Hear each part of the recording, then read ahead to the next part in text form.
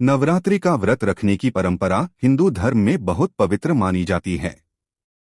नवरात्रि के दौरान लोग माता दुर्गा की पूजा अर्चना करते हैं और 9 दिनों तक व्रत रखते हैं। इस व्रत का उद्देश्य तन, मन और आत्मा को शुद्ध करना होता है। हालांकि कुछ लोग अंधविश्वास और भ्रांतियों में विश्वास करते हैं, जो गलत धारणाओं को बढ़ावा देते हैं। जैसे कि आपने उल्लेख किया है कि औरतें अगर व्रत रखें तो घर में पाप लगता है, कंगाली आ जाती है, पति बर्बाद हो जाता है। ये बातें पूरी तरह से निराधार हैं और इनका कोई धार्मिक या वैज्ञानिक आधार नहीं है। नवरात्रि और व्रत का महत्व हिंदू धर्म में विशेष रूप से महत्वपूर्ण माना जाता है। नवरात्रि का त्योहार देवी दुर्गा की 9 शक्तियों की पूजा और साधना का प्रतीक है। यह 9 दिनों का त्योहार भक्ति, शक्ति और समर्पण का प्रतीक होता है, जो पूरे भारत और अन्य हिंदू समाजों में बड़े उत्साह के साथ मनाया जाता है। नवरात्रि का महत्व आध्यात्मिक शुद्धि। नवरात्रि के दौरान व्रत रखने का मुख्य उद्देश्य आत्मा की शुद्धि करना और शरीर को विषैले तत्वों से मुक्त करना होता है। व्रत रखने से मन और शरीर में शांति आती है, जिससे व्यक्ति भगवान की ओर ध्यान केंद्रित कर पाता है। देवी दुर्गा की पूजा। नवरात्रि में हर दिन देवी दुर्गा के विभिन्न स्वरूपों की पूजा की जाती है। ये 9 रूप महाकाली, महालक्ष्मी और महासरस्वती की 3 प्रमुख शक्तियों का प्रतिनिधित्व करते हैं।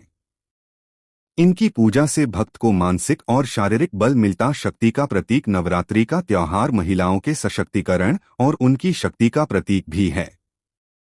देवी दुर्गा, जो सभी बुराइयों और राक्षसों का नाश करने वाली मानी जाती हैं, हमें यह सिखाती हैं कि हर व्यक्ति में अद्वितीय शक्ति होती है, जिसका सही उपयोग समाज और जीवन को बेहतर बना सकता है। धार्मिक और सांस्कृतिक एकता। नवरात्रि केवल धार्मिक उत्सव नहीं है, बल्कि यह सांस्कृतिक एकता और सामाजिक समरसता का भी प्रतीक है।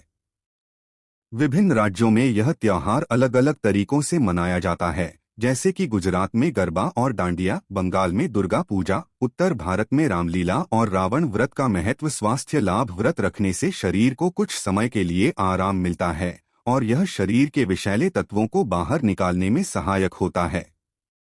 इसके अलावा व्रत के दौरान लोग साधारण और सात्विक भोजन ग्रहण करते हैं, जो शरीर को स्वस्थ रखने में मदद करता है। मानसिक और आत्मिक ध्यान। व्रत केवल खाने पीने से परहेज करना नहीं है, बल्कि यह मन को भगवान में केंद्रित करने का समय है।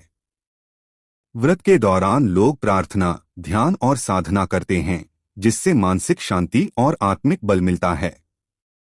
संयम और अनुशासन। व्रत रखने का एक और महत्वपूर्ण पहलू है कि यह व्यक्ति में अनुशासन और संयम की भावना विकसित करता है। जब व्यक्ति अपने भोगविलास और इच्छाओं पर नियंत्रण करता है, तो वह अपनी आंतरिक शक्ति को बढ़ा सकता है। आध्यात्मिक दृष्टिकोण से नवरात्रि और व्रत एक माध्यम हैं, जिनसे व्यक्ति भगवान के प्रति अपनी आस्था और श्रद्धा को प्रकट कर सकता है। यह त्योहार केवल एक धार्मिक कृत्य नहीं है, बल्कि एक साधना का समय है, जिसमें व्यक्ति अपनी आध्यात्मिक उन्नति की ओर अग्रसर होता है।